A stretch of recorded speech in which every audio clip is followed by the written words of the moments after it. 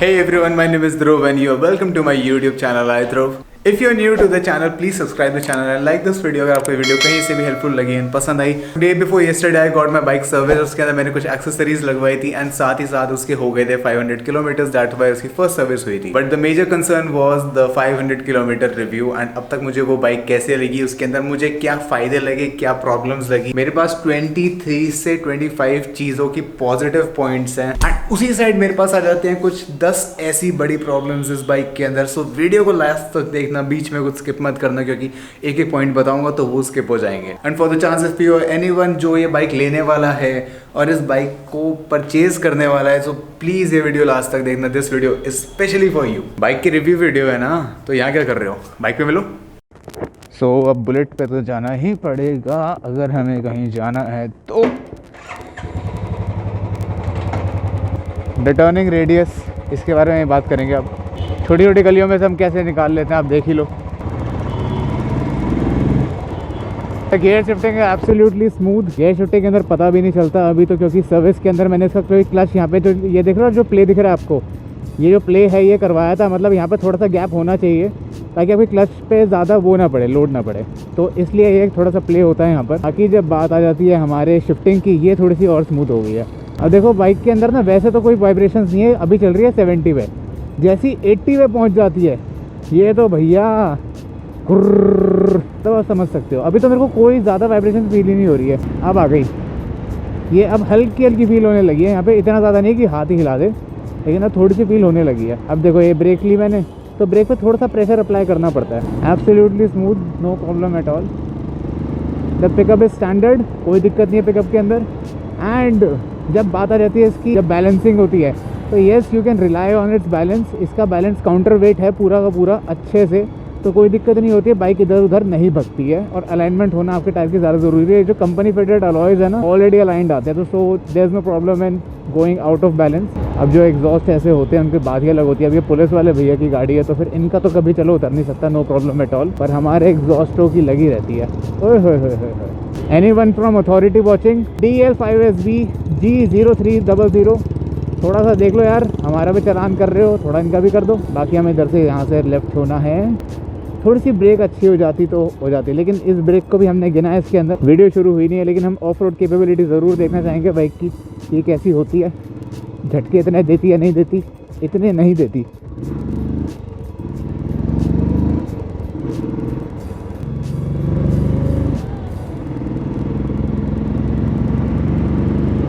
No problem at all. Cutting के अंदर, cornering के अंदर the brakes and the clutch works absolutely fine. जो पंच है ना बाइक का, वो शुरू से नहीं बदला है. जो पावर डिलीवरी है वो शुरू से नहीं बदली है, ऑब्वियसली रिफाइन हुई है.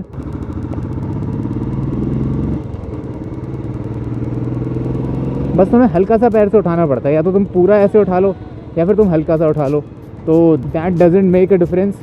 बाइक फील्स कम्प्लीटली फुल, क्योंकि छोटी मोटी एक्सेसरीज़ के साथ इसका थोड़ा सा वो ज़रूर पूरा हो जाता है कोटा. अब मैं एक हाथ से राइड कर रहा हूँ तो I feel absolutely confident. Like जैसे स्पीड ब्रेकर आ गया और मैं यहाँ पर 60 पर हूँ और मैं ब्रेक मारता हूँ तो yes it absolutely slows down.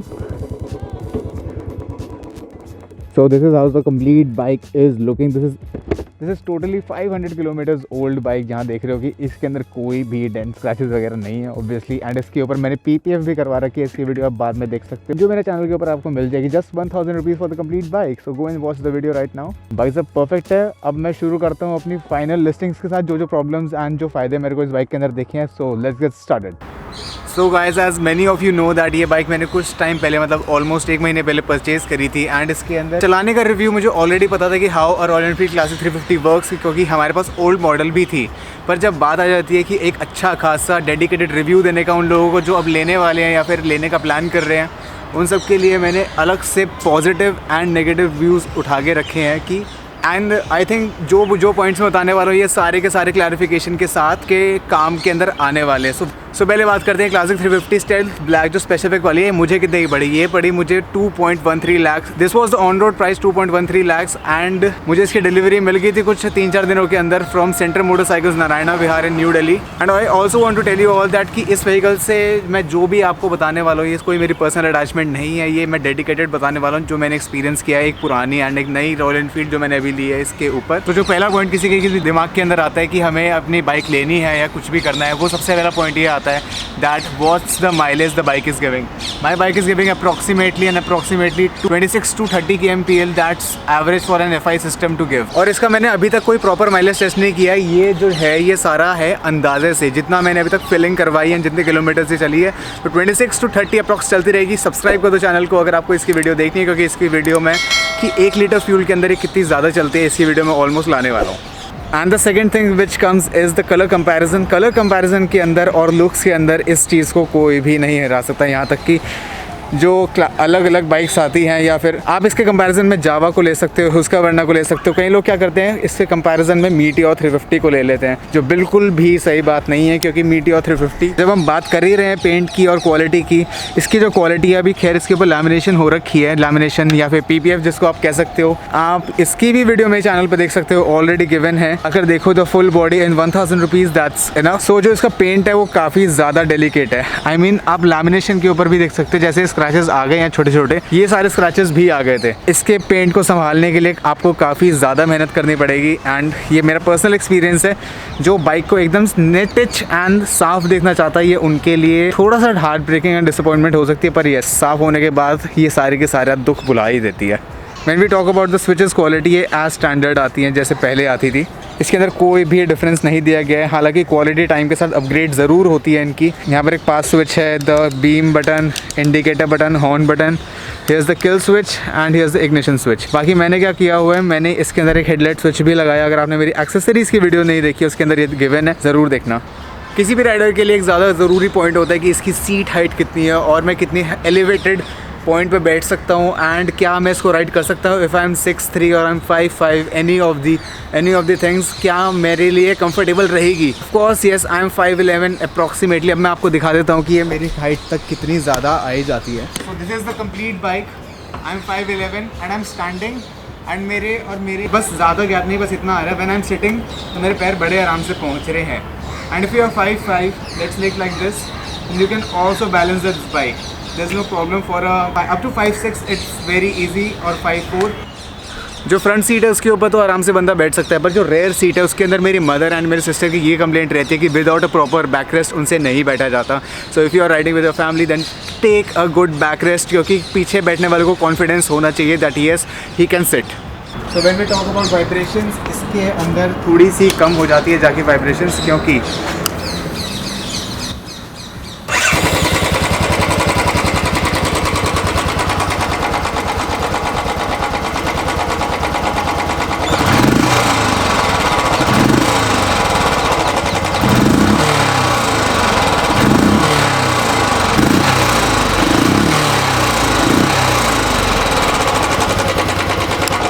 अब आपने देखा ही, जब मैंने इंजन को पूरा का पूरा रेव किया, इसके अंदर माइनर वाइब्रेशन हुई। जब आपकी बाइक 80 से लेके 120 के बीच में जाएगी, ओवर स्पीड करेगी। हालांकि ये बाइक इस चीज़ के लिए बनी नहीं है। Bikes are made only for cruising at 80 to 90 km/h। उसके ऊपर ले जाओगे तो ऑब्वियसली बाइक में वाइब्रेशन होगी। लॉन्ग बोर स्ट्रोक इंजन है तो फिर ये वाइब्रेशंस प्रोड्यूस करता है। So don't take a complaint from Royal Enfield that this bike gives vibration. Instead this can't be compared with anything else also. आपके पास कोई ऑप्शन बचता ही नहीं है इसकी कैटेगरी के अंदर। सो यस, अब हम रोड पे चलते हैं। जो इसकी रोड प्रेजेंस है वो ऑलरेडी बहुत अच्छी है, एंड उसके साथ साथ इसकी जो स्टेबिलिटी है वो भी काफ़ी अच्छी है due to its weights. And जो इसके टायर्स आते हैं काफ़ी ज़्यादा अच्छी क्वालिटी के, कॉर्नरिंग करते वक्त बहुत ज़्यादा कॉन्फिडेंस देते हैं। तो यस, लीनिंग के अंदर, कॉर्नरिंग के अंदर, अच्छी रोड पर जहाँ पर ग्रेवल वगैरह ना हो वहाँ पर चीज़ अच्छी होती है। यहाँ पर ये कोई कमी नहीं छोड़ती। So it gives a good thing. पर जब आप स्पीड बढ़ाते हो, कॉर्नरिंग वगैरह सब कर ली, गाड़ी को रोकना भी तो है। बाइक को रोकोगे कैसे? इसकी जो ब्रेक्स हैं विद ABS आती है, dual channel ABS kicks in very smoothly, and but इसका जो वेट है वो क्या करता है, when we apply brakes on 60 km/h से लेकर 0 पे हमें स्पीड करनी पड़ती है, तो कहीं ना कहीं हमें लैग दिखता है क्योंकि इसका वेट ज़्यादा है। ब्रेक्स जस्टिस कर रहा है लेकिन इसके वेट के चक्कर के अंदर ब्रेक्स अपनी इफेक्टनेस खो देता है कहीं ना कहीं। Yes, this is also a problem. पीछे की ब्रेक्स इंप्रूव करी जा सकती थी, पीछे एक बड़ी डिस्क डाली जा सकती थी, पर कोई बात नहीं, आगे सक्सेसर मॉडल्स के अंदर देख लेंगे। ब्रेक इसका एक पॉइंट है जो पीछे वाली है मेनली, आगे वाली फ्लॉलेसली काम करती है, आगे कोई दिक्कत नहीं है, बस जो पीछे वाली है वो थोड़ी सी एंड जो बाइक का इंजन है, थ्रॉटल है, वो पिकअप एज स्टैंडर्ड है, उसके अंदर कुछ चेंज नहीं है as before. It's quick and it's smooth, it's not smooth, it's good. Although Royal Enfield owners know that, and the new buyers, it would be a completely new and good difference for you. Go and test ride your bikes. मेरे भरोसे मत बैठना, test ride ज़रूर करना किसी भी bike के ऊपर, क्योंकि हर किसी के लिए एक बाइक का पर्सपेक्टिव अलग होता है। When we talk about comfort and the suspension, आगे के तो बहुत बढ़िया, आगे कोई दिक्कत नहीं है, पहले से ज़्यादा अच्छे हैं एंड स्टिफर साइड पर नहीं है, सॉफ्टर साइड पर है। इतने भी सॉफ्ट नहीं है कि हर गड्ढे के अंदर उठे, लेकिन ठीक है। 60-40 का रेशियो रखते हैं कि 60% स्टिफ, 40% सॉफ्ट, एंड पीछे के भी स्टैंडर्ड हैं, पीछे के थोड़े स्टिफ हैं, लेकिन ठीक है। जब आपके पॉट होल्स आते हैं या फिर आपके बड़े गड्ढे आते हैं, उनके अंदर ये अच्छे से काम करते हैं। They it gives no difference and the thing is that this seat comes with this spring, so यहाँ पर एंड यहाँ पर जाकर सारे के सारे शॉक्स एब्जॉर्ब हो जाते हैं, so this gives no difference. But seat थोड़ी सी और सॉफ्ट देनी चाहिए थी इनको, ये 20-30 किलोमीटर के अंदर आपका सुन कर देता है कुछ। That's all for this comfort reason. And also ये भी बता दूँ कि जहाँ तक कुछ लोगों को पता ना हो, इसका जो फ्यूल कैपेसिटी टैंक है वो है 13.5 लीटर्स का।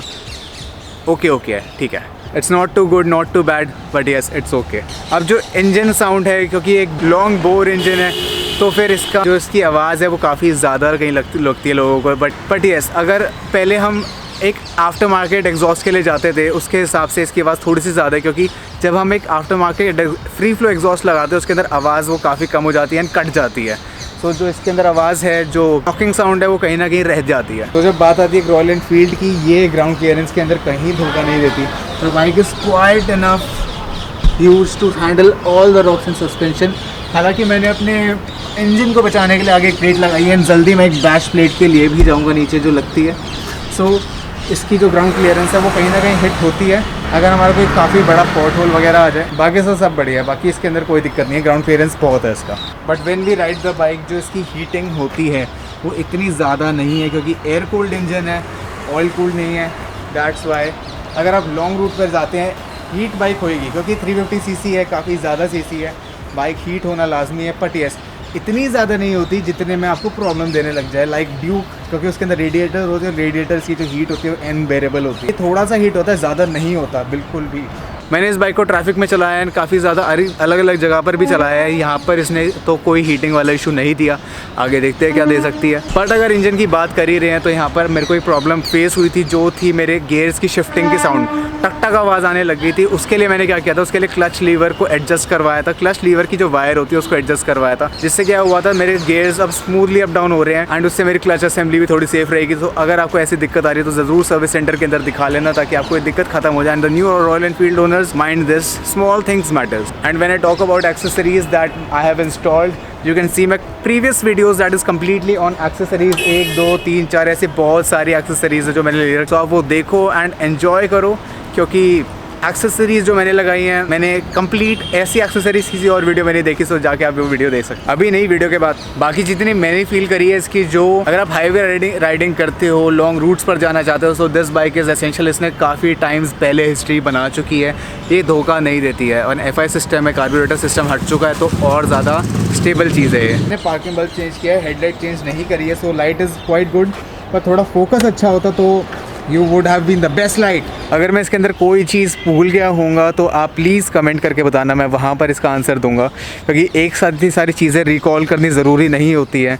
And yes, also the alloy wheels काफ़ी अच्छे हैं इसके। I don't think they are quite solid, तो ये बेंड होंगे किसी भी ऐसे रास्ते के अंदर, but yes they are good and solid. Side हमारा एयर फिल्टर होता है and the left side is our tool box and the fuse box. Kick भी हमें यहाँ पर मिल जाती है साथ में हमारी रॉयल एनफील्ड के अंदर, जो अभी मीटियोर से निकाल दी गई है, but I don't don't think कि उसके अंदर भी ज़रूरत पड़ेगी किक की, क्योंकि ऐसी कोई प्रॉब्लम आती नहीं अगर आप मेंटेन करते हैं बाइक को तो। But when we talk about the mirrors की जो क्वालिटी है वो ठीक है, एवरेज है। अगर आप क्रूज कर रहे हैं, नॉर्मल स्पीड में जा रहे हैं तो इतने ज़्यादा वाइब्रेट नहीं करते हैं, पर अगर आप 80+ पहुंच जाते हैं तो इनसे ज़्यादा वाइब्रेट तो शायद बाइक में कुछ करता हो। बाकी ये जो आप देखोगे मीटर, यहाँ पर क्रोम रिंग्स है, यहाँ पर क्रोम का नट है, इसके ऊपर यहाँ पर कवर लगा हुआ है। दिस इज़ एक्सेसरी की टैंक है, सॉलिड है, कोई दिक्कत नहीं है इसके अंदर।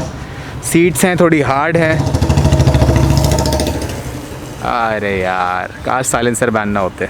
बाकी एक जो फुटरेस्ट आर्म आ जाता है इस साइड से, बाइक कंप्लीटली अच्छी है। The clutch cable is on the left side. This is the battery box. The leg guard is at standard as an accessory, seem accessory video. Here the indicators, यहाँ पर पीछे एक मैंने cover लगाया है। Silencer comes a little bit, थोड़ा सा bike से बाहर आता, बट साइड से देखते जा सकता है कि बाहर आया हुआ है। इन comparing with the mud guard थोड़ा सा बाहर है। गाइज आई होप आपको ये पॉजिटिव चीज़ें अच्छी लगी हो, पर as a Royal Enfield owner and YouTuber also I also want to tell कि ये मेरे पर्सनल थॉट्स थे जो इसको लेकर थे। अब मैं आ जाता हूँ इनकी नेगेटिव पॉइंट्स के ऊपर। That in royal Enfield classic 350 stealth black BS6 variant 2020 कि मुझे इसके अंदर क्या क्या ख़राब चीज़ें लगी। लेट मी फर्स्ट टेल कि इसके अंदर जो आते ही प्रॉब्लम मुझे लगी थी वो थी इसकी गियर स्मूथनेस की। इसके जो गियर्स थे वो अटक रहे थे कहीं ना कहीं, एंड मुझे वो प्रॉब्लम्स दे रहे थे, जिससे क्या हो रहा था, टक टक टक टक आवाज़ आए जा रही थी। अभी आप देखोगे एकदम स्मूथ हो गई, क्योंकि यहाँ से इन्होंने क्लच एडजस्ट किया था। क्लच एडजस्ट करने के बाद गियर शिफ्टिंग स्मूथ हो गई, and that never gave a problem. Second thing what came is was the improvement in headlight. इसका हेडलाइट का glass as usual it's not quite clear, it's the old type of headlight lamp, जिसके अंदर जो bulb है उसकी quality बहुत अच्छी है। दैट इज़ 55 to 60 वॉट्स का हैलोजन बल्ब है, बट जो इसका फोकस है वो हाई बीम के अंदर बहुत अच्छा है, पर लो बीम के अंदर ना कुछ ज़्यादा खास नहीं है लो बीम के अंदर, क्योंकि लो बीम के अंदर जो है ना वो सिर्फ रोड पर नीचे, बहुत नीचे फोकस देते हैं, सामने फोकस देता ही नहीं है। इससे अच्छी TVS जुपिटर के अंदर मैंने 55 वॉट्स का बल्ब डाला है, वो ज़्यादा अच्छा काम कर देता है। ज़्यादा कुछ नहीं, बस थोड़ा सा फोकस का जो वो है। अगर कोई रॉयल इनफील्ड तक ये वीडियो पहुंचती है तो प्लीज़ इसको थोड़ा सा फोकस ठीक करो, क्योंकि ये काफ़ी नीचे हो जाता है as compare to driving in city road, क्योंकि हमें एकदम नीचे का दिखेगा तो वी कांट स्टॉप अगर कोई ऑब्स्टिकल सामने आ जाता है तो। Now the third negative thing that comes is this कि जो पीछे की ब्रेक है इसकी इम्प्रूवमेंट हो सकती थी, पर रॉयल इनफील्ड ने नहीं करी। अगर आगे जितनी बड़ी डिस्क पीछे दी जाती तो कहीं ना कहीं वो बाइक का वेट बैलेंस करने के लिए वो और अच्छी ब्रेकिंग एंड एफिशिएंट ब्रेकिंग करती। पीछे की डिस्क छोटी होने के कारण थोड़ी सी ब्रेक कम लग रही है। बाइक का वेट ज़्यादा है, इस चक्कर के अंदर बाइक रुकने में थोड़ा सा ढीली है। आपको वो कॉन्फिडेंस नहीं आता कि हाँ मेरी बाइक रुक जाएगी। It will be stable but it won't stop at the point you brake, क्योंकि ABS किक्स इन कर देता है। वो कहता है तुम फिसल ना जाओ, और तुम ब्रेक मारते हो तो तुम जाके ठुक ही जाओगे, क्योंकि ABS तुम्हें बचा लेगा कहीं ना कहीं से। पर वो एक पॉइंट होता है ना कि वो रुक नहीं पाएगी। इसकी ब्रेकिंग की वीडियो मैं ज़रूर आगे लेकर आऊँगा। एंड एक चीज़ इसके अंदर मैंने ज़रूर नोटिस करी थी कि इसका जो मीटर कंसोल है वो एज स्टैंडर्ड आता है, लाइक क्लासिक के पहले आते थे। यहाँ पर speedometer, the odometer and the fuel, engine light and this. Engine light जब ऑन होती है जब आप इंजन करते हो, अगर इसके अंदर कोई मेल फंक्शन आता है तो फिर ये तब भी ऑन हो जाती है। पर यहाँ पर आप एक RPM मीटर या फिर जैसे वीडियो 350 के अंदर एक वोल्ट वो आता है, मैप्स आता है, उसके अंदर ही सारी चीज़ें आती हैं, वो दे देते हैं डेडिकेटेड। क्योंकि एक प्रॉपर फ्यूल मीटर होना, क्योंकि ये जो फ्यूल मीटर की लाइट है जल जाती है अप्रॉक्सीमेटली जब आपके टैंक के अंदर more than 3 litres of petrol होता है, जहाँ तक मेरे दूसरे बाइकर्स का सवाल है। क्योंकि अभी तक मैंने इसको जैसी लाइट जली है मैं वैसे ही इसको फुल करा देता हूँ, क्योंकि समझ रहे हो। सो मीटर का जो हेड है, जो कंसोल है, वो काफ़ी चेंज हो सकता था अगर ये FI सिस्टम आ चुकी है। क्योंकि इसके अंदर यहाँ पर एक कनेक्टिविटी डिवाइस भी लगता है, यहाँ पर इसके बॉक्स के अंदर जहाँ पे इसका फ्यूज़ बॉक्स है, because this is FI BS6। So yes, this could be improved, but कोई बात नहीं। अब भाई आ जाते हैं इसके पेंट के ऊपर। इसका पेंट तो है इतना माशाल्लाह कि भैया इसको तो एकदम रानी की तरह। अगर आपने इसको कहीं ना कहीं ढील दी तो फिर ये इसके ऐसे नतीजे देगा ना आपको, जिसका आपने प्राइस एक्स्ट्रा दिया है ना वो सारा वसूल हो जाएगा। और इसके ऊपर पॉलिश बिल्कुल मत मारना दोस्तों, पॉलिश मारोगे तो। ऊपर मैंने लैमिनेशन करवा रखी है, जिससे थोड़ा अच्छा लुक दे देती है एंड थोड़ी मन की तसल्ली रहती है। अगर आप ये बाइक ले रहे हैं तो 100% PPF करवाएं। अगर रॉयल एनफील्ड ने इतनी रग्ड बाइक बनाई है that people take this to Himalayas और एनीवेयर, और अगर इसका ऐसा पेंट क्वालिटी अगर मैं नाखून मार दूं तो फिर इस पर स्क्रैच पड़ जाए। कोई बात हो गई कि छुए तो गंदी हो जाए, वैसी वाला हाल है इसका। पर इसको बहुत प्यार से रखना पड़ता है। बट यस, इसका जो लुक है वो भी जस्टिफाई करता है पेंट को। सुंदर ही इतनी लगती है कि चलो कोई बात नहीं, मन करता है कि चलो साफ़ ही कर देते हैं। जैसे आपने कहीं ना कहीं वीडियो देखी होगी होंडा हाइनेस की, एंड जो अभी लेटेस्ट रॉयल एनफील्ड की मीटियोर 350 आई है उसके अंदर एक साउंड है थंप की। उसके अंदर क्या है, उसका जो एग्जॉस्ट है वो 10 से 20% आवाज़ एक्स्ट्रा थ्रो करता है अगर आप इसका साउंड सुनते हो।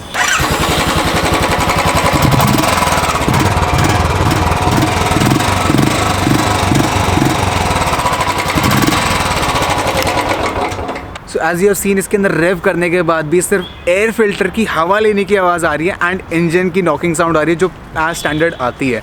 एग्जॉस्ट इतना ज़्यादा बैठा दिया गया है कि इसके अंदर कोई भी थंप नहीं है। इससे ज़्यादा आवाज़ एक CT100 के इंजन से आ जाती है। ऑब्वियसली मैं एक कह सकता हूँ, मैं कंपनी को एक रिक्वेस्ट करना चाहता हूँ कि ऐसा एक साइलेंसर बनाओ, ऐसा कुछ करो कि उसके अंदर थोड़ी सी तो आवाज़ रहे एज़ पर गवर्नमेंट स्टैंडर्ड्स। इसके अंदर से वो भूम भूम पैट पैट वाली आवाज़ ना आए, पर थोड़ी सी तो स्टैंडर्ड आवाज़ होनी चाहिए रॉयल एनफील्ड के अंदर ताकि वो लगे, वरना इंजन की आवाज़ सुनने के लिए कौन एक बाइक लेता है। एंड एक बार मुझे इसके अंदर एक प्रॉब्लम ज़रूर फेस हुई थी, वो थी अबाउट द रेयर ब्रेक। जब मैं रेयर ब्रेक यहाँ से प्रेस कर रहा था, रेयर ब्रेक के अंदर यहाँ पर प्रॉब्लम आई थी गाइस। के अंदर चू चू जैसे ड्रम ब्रेक के अंदर आवाज़ आती है, वैसी सेम रेयर ब्रेक के अंदर आई थी। उन्होंने एक सर्विस सेंटर को मैंने दिखाया तो उन्होंने सेम कहा था कि या तो कह रहे हैं कि ब्रेक पैड्स जो होंगे वो गंदे होंगे, अगर कंटिन्यूसली आती है तो, अगर कभी कभी आ रही है तो फिर वो ब्रेक्स में थोड़ा सा पानी गया होगा या फिर आ रही होगी, पता नहीं, उनको भी कोई प्रॉपर रीज़न नहीं पता था। बट द लास्ट फाइनल या कुछ भी कह लो, ये प्रॉब्लम एक हर रॉयल एनफील्ड के अंदर या फिर हर बाइक के अंदर आती है। इसको मैं प्रॉब्लम नहीं गिन सकता, अभी इसको मैं लास्ट में गिना कि आप बताइए मुझे कि ये कॉमन है या नहीं। इसके जो गियर्स हैं ये ट्रैफिक में चलते चलते हार्ड हो जाते हैं। अब हार्ड या तो अब इस बात से मान लो कि भैया टक टक की आवाज़ ज़्यादा आने लग जाती है, या फिर वो मुझे नहीं पता है, तभी मैंने ये पॉइंट लास्ट में डाले क्योंकि ये मुझे एक प्रॉब्लम लगा था कि कहीं ना कहीं गियर्स हार्ड हो रहे हैं।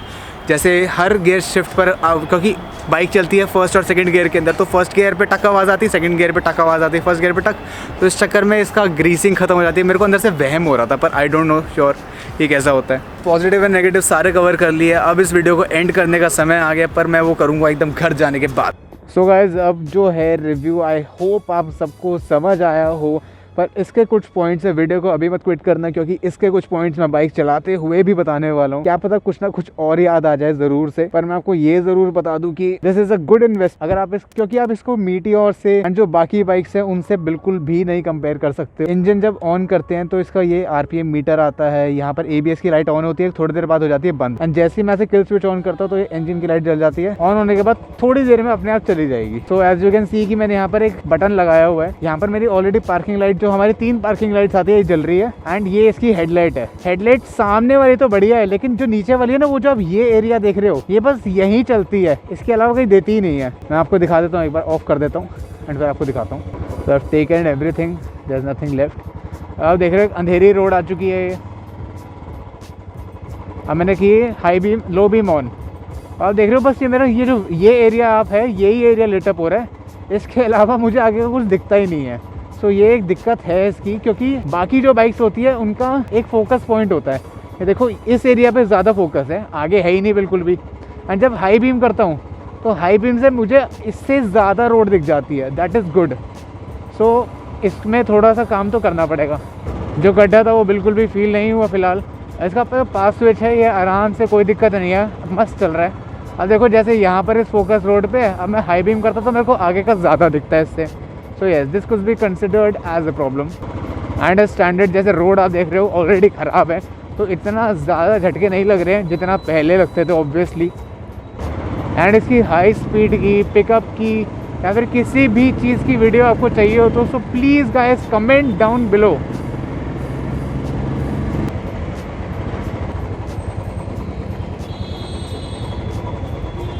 थोड़ी सी आपने देखा ब्रेक मारने में दिक्कत होती है दोस्तों, आगे की ब्रेक बढ़िया काम करती है, पीछे वाली ठस्सा दे देती है, बताओ। तो ब्रेक्स पे थोड़ा सा इंप्रूव करना पड़ेगा रॉयल एनफील्ड को, पर ऐसी कोई दिक्कत वाली बात नहीं है। ये हम अपने पर्सपेक्टिव से कह रहे हैं, टेस्ट राइड व्हीकल करके देखो एंड फिर चला के देखो। आपको थोड़ा सा जोर डालना पड़ता है, जिससे इंडिकेट होता है कि जैसे आप एक ड्रम ब्रेक वाली बाइक चला रहे हो, पर कोई बात नहीं, ABS है तो ज़िंदगी है। ABS चेकिंग हो जाता है तो हमें कोई दिक्कत नहीं है। अभी 5th गियर पे चल रही है गाड़ी, और अभी बाइक जो है वो 5th गियर पर चल रही है, and as you can see that 70 km/h की स्पीड से हम क्रूज़ कर रहे हैं। The rev is at nominal point. I don't know कि आपको कितना दिख रहा होगा कैमरे में, पर दिख रहा होगा तो आपको ज़रूर दिखा दूंगा। तो देयर इज़ नो प्रॉब्लम। मैं स्पीड इंक्रीज़ कर रहा हूँ, कोई दिक्कत नहीं आ रही है। अभी अंधेरा ज़्यादा हो गया, पर यस हेडलाइट जो हेडलाइट है उसकी हाई बीम ज़्यादा अच्छी है, लो बीम बेकार है, ठीक है। और बस इतना ही है। इसकी जो वाइब्रेशन है अभी तो मेरे को इतनी ज़्यादा फील नहीं हो रही, नॉमिनल फील हो रही है, नॉमिनल फील हो रही है। और क्योंकि अभी क्रूज़ कर रहे हैं हम 80 पे क्रूज़ करते करते इसके अंदर ज़्यादा कोई वाइब्रेशंस नहीं आती। पर मैं जैसे ही 80 से पार जाता हूँ, इसका जो बॉक्स इंजन है ये अब वाइब्रेशन देने लग गया है। आप देख रहे हो शीशे थोड़े से वाइब्रेट कर रहे हैं, पर यस इसकी जो वाइब्रेशन है वो कहीं ना कहीं बढ़ जाती है। पर मुझे ये समझ नहीं आ रहा इंजन लाइट क्यों नहीं बंद हो रही भाई। लेट्स सी एक बार इंजन लाइट में क्या दिक्कत आ जाती है। अभी तो मैं बंद ही लाया था इसको, ओवरटेक करने में कोई दिक्कत नहीं होती है दोस्तों। So guys I finally back home and last shot के अंदर जैसा आपको याद है मैंने आपको दिखाया था कि इंजन लाइट जलने लग गई थी। क्योंकि यूजुअली क्या होता है जब हम बाइक स्टार्ट करते हैं उसके बाद इंजन लाइट का रोल वहीं ख़त्म हो जाता है, इंजन लाइट गोज़ ऑफ, पर वो ऑफ़ ही नहीं हुई थी। मैंने अब तक मैं घर तक लेकर आया था, ऑफ़ नहीं हुई, फिर मेरे को बेचैनी हो गई। मैं वापस गया, I again started the bike, उसके बाद चलाने के बाद आराम से बंद हो गई। आई डोंट नो इसके अंदर अगर दोबारा आती है तो I need to visit service centre, और मतलब इसके ऊपर एक और वीडियो बनानी पड़ेगी। हाँ, आज की वीडियो बनाना बिल्कुल भी आसान नहीं था क्योंकि पॉइंट्स इतने सारे थे एंड इतने सारे अच्छे पॉइंट्स थे, फिर बुरे पॉइंट्स थे। मुझे बिल्कुल नहीं पता कि कितने पॉइंट्स कवर होने वाले। एडिटिंग करने बैठूंगा उसके बाद समझ आएगा कि क्या क्या मैं कवर कर पाया हूँ और क्या नहीं। अगर आपको ये वीडियो किसी भी रीज़न से पसंद आई, इन्फॉर्मेशनल लगी एंड आपको कुछ पॉइंट्स वैलिड लगे मेरे कहने से, so please support me to grow on YouTube, that you can subscribe my channel, share my video and please like the video. अगर आप ये अपने फ्रेंड्स को भेज सकते हो तो प्लीज़ भेज दो। अगर आप किसी रॉयल एनफील्ड लेने वाले को भेज सकते हो, classic 350, sale of classic 350 surplus, आप सोच नहीं सकते वो इतनी ज़्यादा बिकती है। गाड़ी रहती है फ्रॉम स्टैंडर्ड टू इलेक्ट्रा नहीं, from standard to classic to the Royal Enfield is on fire these days. So please send कर दो क्योंकि ये सारी दिक्कतें उनको भी आ सकती हैं। तो एक पॉइंट ऑफ आइडिया हो जाता है कि हाँ that I am going to purchase this bike and is this bike में ये दिक्कत आ सकती है, but yes I should go or not. But हमेशा एक दिमाग के अंदर क्वेश्चन रहता है कि that I should go or not, तो इसी जवाब के लिए ये वीडियो बनी थी। So let's end this video today. मैं ज़रूर से डिस्क्रिप्शन के अंदर डाल दूंगा कि मैंने क्या क्या पॉइंट्स इसके अंदर नोट करें ताकि आपको कोई कन्फ्यूजन ना हो। अगर आपको कोई पॉइंट या फिर कोई भी क्वेश्चन आता है so please follow me on Instagram, उसके ऊपर जाके मेरे से कोई भी सवाल आप कर सकते हो, जहाँ पर मैं आपको एक एक सवाल देने का तैयार हूँ, एक सवाल का जवाब देने के लिए तैयार हूँ, जिसके लिए आपको हरगिज़ वेट नहीं करना पड़ेगा। मेरे को डीएम करें, वहीं पे मेरी ऑडियो आपके पास आएगी कि that yes this is the complete solution. And if you are not subscribed yet, subscribe the channel right now. बार बार इसलिए बोल रहा हूँ because I am going daily and I also don't want कि ये व्लॉग्स कोई मिक्स करे क्योंकि काफ़ी इंफॉर्मेशनल व्लॉग्स मैं डेली बना रहा हूँ। तो thank you so much for watching till here guys, be you creative, meet you in the next video super soon, that will be about my car, the Tata Nexon. उसके अंदर कुछ ज़रूरी काम करवाने हैं, कुछ मेजर अपग्रेड्स आ रहे हैं कार के बारे में, क्योंकि मैंने सोचा है कि यार बहुत ज़्यादा बाइक का और रोज़ रॉयल एनफील्ड क्लासिक 350 थोड़ा सा कंटेंट शिफ्ट किया जाए, क्योंकि अभी तो दिल्ली के बॉर्डर्स बने तो बाहर जाने का सवाल बिल्कुल भी नहीं उठता, वरना मैं तो निकल रहा था इससे पहले। वीडियो को लाइक कर देना, थोड़े बाल थोड़े मैसी हो गए इसको एक्सक्यूज़ कर देना, क्योंकि हेलमेट ऑन हेलमेट ऑफ, क्योंकि लोकेशंस डिसाइड करनी पड़ती है, शॉट्स डिसाइड करने पड़ते हैं, इस चक्कर में हो जाता है। Be you creative, meet you in the next video super soon, till then take care and be positive, not in terms of corona, in terms of life, क्योंकि आजकल नेगेटिविटी बहुत ज़्यादा फैली हुई है। सो